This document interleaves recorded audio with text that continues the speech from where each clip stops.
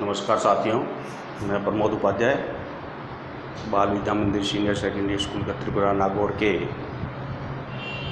E learning portal पर आपका हार्दिक स्वागत करता हूं। जैसा कि पिछले वीडियो में मैंने आपको कक्षा 11 विषय हिंदी अध्याय 12 मीरा के पद पिछले वीडियो में पढ़ाते आ रहे हैं। उसमें पहला पद मैंने पिछले वीडियो में बताया था मीरा के पद का। आज के वीडियो में अपन मीरा के पद में दूसरा पद लेंगे, जिसके बारे में जिसके अंतर्गत मीरा जो बता रही हैं श्री कृष्ण के प्रति प्रेम को, कि किस प्रकार मीरा कृष्ण भक्ति में लीन हो गई हैं और सब लोग मर्यादा तोड़कर केवल कृष्ण भक्ति में ही लीन हो गई हैं। तो इस पद के बारे में चर्चा करते हैं। पहली पंक्ति में लिखा हुआ है कि पग घुंघरू बांध मीरा नाची। पग घुंघरू बांध मीरा नाची। पग मतलब पैर, घुंघरू यानी घुंघरू जो पैरों में बंधे होते हैं, बांधना। मीरा नाची। मीरा कह रही है कि मैं अपने पैरों में घुंघरू बांधकर कृष्ण के भक्ति में खूब नाचती हूँ। जहाँ भी सत्संग होता है वहाँ पर मैं नाचती हूँ। मंदिरों में मैं घुंघरू बांधकर नाचती हूँ कृष्ण भगवान के सामने। मैं तो मेरे नारायण सू आप ही हो गई साची। इसमें मीरा कह रही है कि मैं तो मेरे नारायण सू। नारायण का मतलब है श्री कृष्ण, जो विष्णु के अवतार हैं, लक्ष्मी के पति हैं नारायण, कि मैं तो मेरे नारायण सू आप ही हो गई सांची। यानी मैं, मेरे श्री कृष्ण जो हैं, मेरे सब कुछ हैं, आप ही हो गई साची। यानी उनको पाकर, उनको मैं पाकर इतनी सांची हो गई कि पवित्र हो गई हूँ। आप ही हो गई यानी मैं अपने आप ही पवित्र और सांची हो गई हूँ कृष्ण को पाकर। लोग कहे मीरा भई बावरी, न्यात कहे कुलनासी। लोग कहे मीरा भई बावरी, न्यात कहे कुलनासी। यानी बावरी यानी यहाँ मतलब है पगलाना या पागल होना। न्यात यानी कुटुंब, जिसको कहते हैं एक कुटुंब होता है, खानदान होता है। कुलनासी यानी कुल का नाश करने वाली। ठीक है। तो लोग कहें मीरा भई बावरी। सब लोग ये कहते हैं कि मीरा तो पगला गई है, बावरी हो गई है। क्यों बावरी हो गई है, क्यों पगला गई है? इसके पीछे लोगों का कहना है कि इतनी जो सुविधाएं होते हुए भी घर के अंदर, और वह मंदिरों में सत्संग में लोगों के पास में सत्संगों में बैठकर नाचती फिरती रहती है और ये पगला गई है। यानी राज कुल के जितनी भी सुख सुविधाएं हैं उसको त्याग कर मीरा जो है मंदिरों में नाचती फिरती है और सत्संग में लोगों के साथ बैठती उठती है। लोक मर्यादा को इसने तोड़ दिया है। तो इस प्रकार से लोग कहते हैं कि मीरा भई बावरी, यानी मीरा पागल हो गई है। न्यात कहे कुलनासी। न्यात यानी जो जिसकी मीरा की जहाँ शादी हुई थी चित्तौड़ के अंदर, तो वहाँ पर जो कुटुंब है उनका, राज घराने का, तो राणा का जो कुटुंब था, तो न्यात कहे कुलनासी यानी वो जो कुटुंब था उन्होंने उनको कुलनासी का यानी कुल का नाश करने वाली बताया है। किसको? मीरा को। कुल का नाश करने वाली मीरा को बताया है। कुटुंब के परिवार के जितने भी, जो खानदान के जितने भी लोग हैं, सदस्य हैं, उन सब ने मीरा को कुल की नाशी बताया है। यानी ये कुल का नाश करने वाली है। इसको लोक मर्यादा और राज कुल का जो इज्जत है उसको उसने मतलब छोड़ दिया है।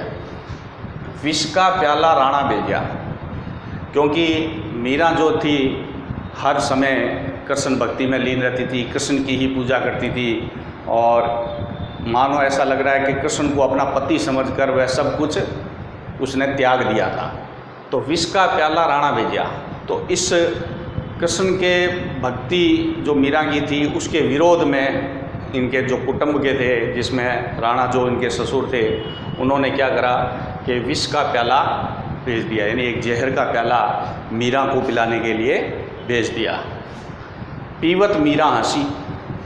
और जहर का प्याला जब उनके ससुर राणा जी ने मीरा को मारने के लिए भेजा तो मीरा ने उसे पिया और हंसती रही। अब यहाँ पर हंसी क्यों हंसी? हंसती एक व्यंग्य किया गया है उन कुटुंब पर कि मीरा हंसी इसलिए थी क्योंकि राणा जी ने जो जहर पिया था तो वो जहर जब मीरा ने पिया तो उसका कोई प्रभाव मीरा के ऊपर नहीं पड़ा और मीरा और निश्चित हो गई कि अब तो मेरे कृष्ण भगवान मेरे पास ही है और मेरे हृदय में है, इन्होंने ही मेरे को इस जहर से प्रभावहीन किया है। तो इस तरीके से विष का प्याला राणा जी भेजा, पीवत मीरा हंसी, ये एक व्यंग्य है मीरा का। मीरा के हंसने का एक क्या है, कुटुंब में कुल के अंदर क्या है, व्यंग्य किया गया है। तो इस तरीके से राणा जी ने मीरा के कृष्ण भक्ति में लीन होने पर कृष्ण भक्ति के विरोध में सभी कुटुंब के परिवार थे, तो उन्होंने उनके ससुर राणा जी ने जहर का प्याला देकर मीरा को मारना चाहा, लेकिन वो जहर पीने से मीरा नहीं मरी और उस पर जहर का कोई असर नहीं हुआ। मीरा के प्रभु गिरधर नागर। मीरा कहती है कि मेरे प्रभु बहुत ही चतुर हैं, मेरे प्रभु गिरधर यानी श्री कृष्ण हैं, वो बहुत ही चतुर है। नागर यानी चतुर, नागर यानी क्या होता है, चतुर। तो मीरा के प्रभु गिरधर नागर सहज मिले अविनाशी। यहाँ पर अविनाशी जो वह है जो विनाश नहीं करता, अविनाश करने वाला, यानी यहाँ पर जो ये उपमा दी है वो श्री कृष्ण को दी है कि अविनाशी हैं। यानी मीरा कह रही है कि मीरा के प्रभु गिरधर नागर, यानी मीरा के तो ये चतुर श्री कृष्ण हैं, वो बहुत ही सहज तरीके से, यानी बहुत ही सहजता से श्री कृष्ण जो हैं बहुत ही सहजता से उनको मिल जाते हैं। केवल कृष्ण भक्ति, सच्चे मन से जो कृष्ण भक्ति करता है उनको सहजता से ही कृष्ण का दर्शन हो जाते हैं। तो इस तरीके से मीरा ने श्री कृष्ण के प्रति अपने भक्ति भाव को यहाँ पर प्रकट किया है और कुल की जो उनको कुल के द्वारा जो कहे गए जो शब्द हैं उनका उसने विरोध किया और कुल की जो मर्यादा थी उनको भी उन्होंने तोड़ दिया, लोक लाज को भी छोड़ दिया। इस तरीके से मीरा हर तरीके से कृष्ण भक्ति में लीन हो गई थी। तो ये बात मीरा कह रही हैं। तो इसमें जो कठिन शब्द हैं मैं बता देता हूँ। जैसे पग, पग यानी पैर, बांदी, बांदी यानी बांधना। मैं तो मेरे नारायण सु, नारायण मतलब है श्री कृष्ण, श्री कृष्ण। आप ही हो गई, आप ही यानी अपने आप, अपने आप। सांची यानी पवित्र, सांची सत्य हो गई हूँ, पवित्र हो गई हूँ। लोक है मीरा भाई बावरी, बावरी का मतलब यहाँ पागल या पगलाना। न्यात, न्यात यानी कुटुंब, परिवार, जो खानदान होता है, कुटुंब, जो राज घराने का परिवार है। कुलनाशी, कुल का नाश करने वाली, वंश का नाश करने वाली, वंश का नाश करने वाली। विष यानी जहर होता है, विष यानी जहर होता है। पीवत, पीवत यानी पीकर।